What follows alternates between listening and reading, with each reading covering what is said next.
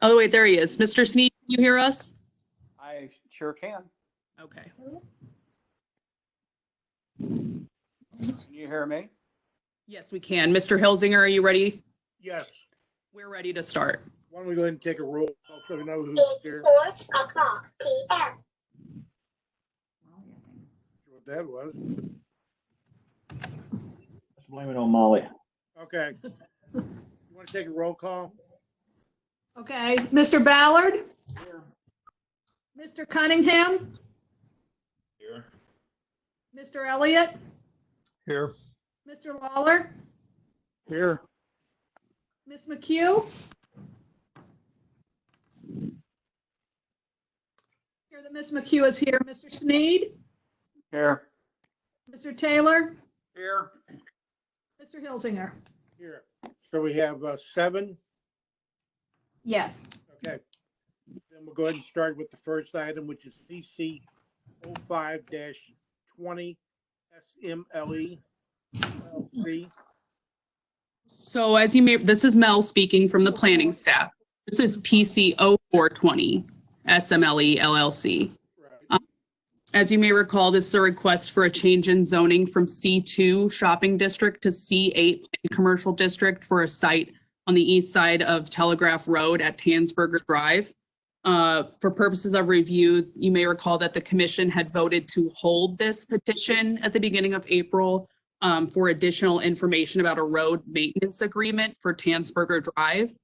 Subsequently, we received some correspondence from the petitioner indicating that they would be willing to financially contribute to their to the maintenance of Tanzberger Drive.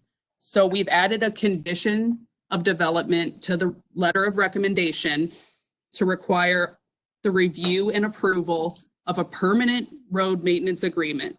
So this would cover the whole frontage, the whole width of Tanzberger along the subject site. And this would be required prior to approval of the development plan, last in perpetuity. So every owner of this site would be required to contribute to that maintenance agreement, which would be recorded. So we've presented this as a letter of recommendation before you tonight with that condition added in. And we've removed the condition prohibiting access on Tanzberger Drive. Okay. We need a motion and then we'll have discussion. I'll make a motion for approval. We have a Motion. Okay, we have a first and second discussion. Yes, is that the place they're going to put in, they're taking the cleaners building and putting in a restaurant? Right, this is where they're proposing the Domino's, and they've requested C8 so they can have a restaurant with a pickup window. The pickup window would not be permitted in the C2. Okay, thank you. Yeah. Yeah, well, you all did an excellent job to get that in there because I think that was the major concern of the residents there, that they were for sure going to get some help, and it sounds like that will do it. I did have one other question about just going to C8. Well, there'll be building improvements, and we will get an architectural review. Is that correct? Right, so they're proposing to reuse the existing structure, but they are changing the facade and they will be adding a trash enclosure. So we've included architectural elevations for those. Thank you. On the road agreement, are you indicating that he's responsible for the entire width of Tanzberger as it sits next to his building? Right, so it's 50 feet wide from the proposed Domino's to the vacant fire station, and they would be responsible for the whole width Okay, what about the along their frontage, right? what about the vacant firehouse next door? That's owned by Nick Batanis, who bought that for. The agreement would not be binding on that property owner. Okay, but he has no responsibility for his side of the road? Not at this time. Okay, there's parking in the rear on the firehouse. Yeah, the condition says it's been written, I noticed said the whole portion, on page 4, the whole portion of that street, and that's the way I interpret it. But I didn't know about the old firehouse, whether or not they, contributed or not, didn't look like it. Right. At this time, this is Gail. At this time, that site or the old fire station site is zone C2, and any other C2 use could come in there and occupy that property. Should that property need a use permit or rezoning similar to this property, then that would come before the planning commission. If this property owner wants to try to work out something with that property owner, that would be a private matter between them with regard. But right now, we are requiring SMLE, this petitioner, to have the road maintenance agreement along the entirety of Tanzberger on their frontage. And this is agreeable with the petitioner and the residents, as far as you can tell? This reports to the petitioner today, and they were aware that we were contemplating this. I have not heard if, this is Gail again, if they have accepted this condition or not, but this is how the planning department wanted to recommend it to the planning commission. Okay. Okay. Anyone else? None. All those in favor? Aye. Aye. Opposed? Ayes have it 7-0. And we'll go on to item number 2, which is PC 43-19, Delmar Gardens of Meramec Valley, Inc. Hi, this is Debbie. This is in response to a council order. The commission will recall that you granted the conditional use permit for Delmar Gardens to do an expansion of their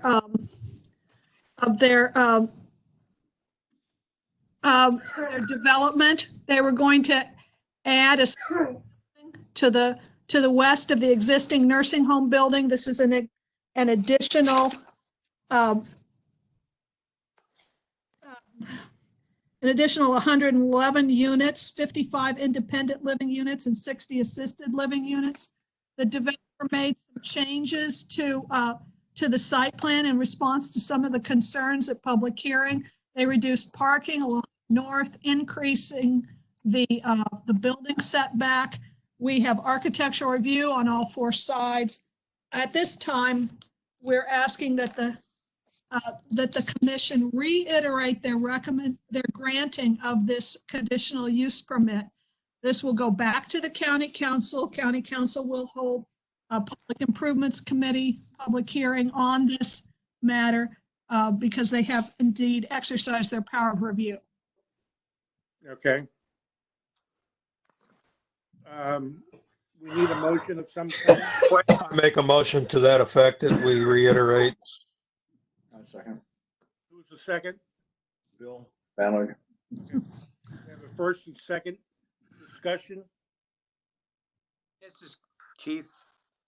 Neighbors Keith. was someone at top side where the had sun decks and we're looking down there. Was it about the foliage? I'm sorry, Mr. Taylor, you were breaking up, but we've added a berm along, and the berm is so designed that they can plant landscaping up the berm and on top of it.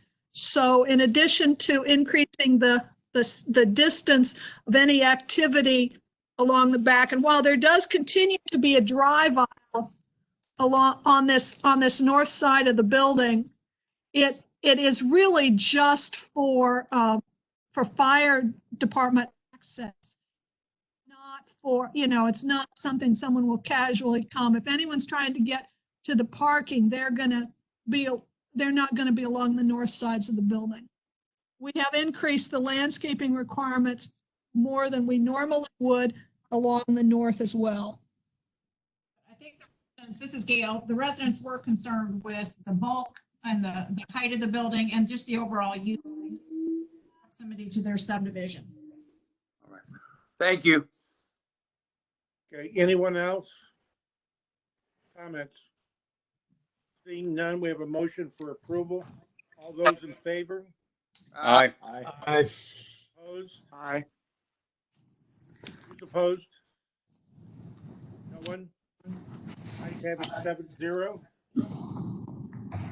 And that concludes the planning commission meeting. Okay, I just have one thing to add to you today. We're gearing up to have our very first interactive public hearing via Webex. We're looking at Monday, June 8th, and it would be for that subdivision, proposed subdivision, almost 200 home subdivision along Mackenzie, near where Tower T was. So we're working to make sure we've got, instructions to everybody on how to access the website. The developer would give a presentation on WebEx. We would, Mr. Lawler, if you need help with a laptop that we can bring down to you, we will do that.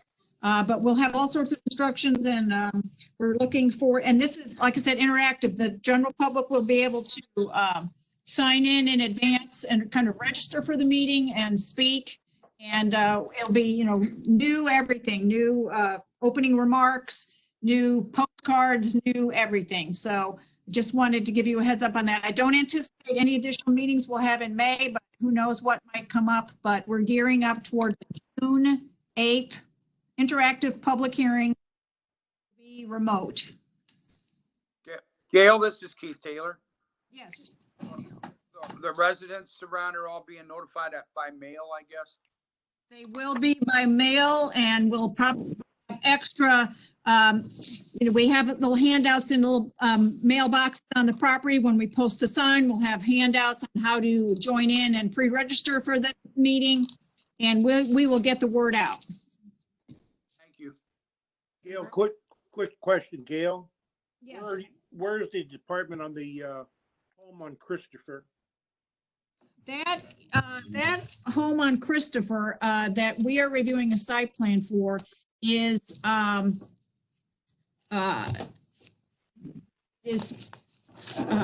authorized for, it's a single family home. Right. A group home, it is being characterized as a group home for the handicapped. It's treats eating disorder. But we have been advised by our law department that it can be characterized as a group home for the handicapped. So 8 residents or fewer is permitted in any family home in St. Louis County. We are reviewing a site plan at this time that just shows a slight parking driveway addition. The plan that is submitted is not, there are many things wrong with it. We haven't yet, but this is for 8 residents. Okay. And I'd be happy to field any and all questions from citizens or from you all at any time. Is this not subject to a hearing?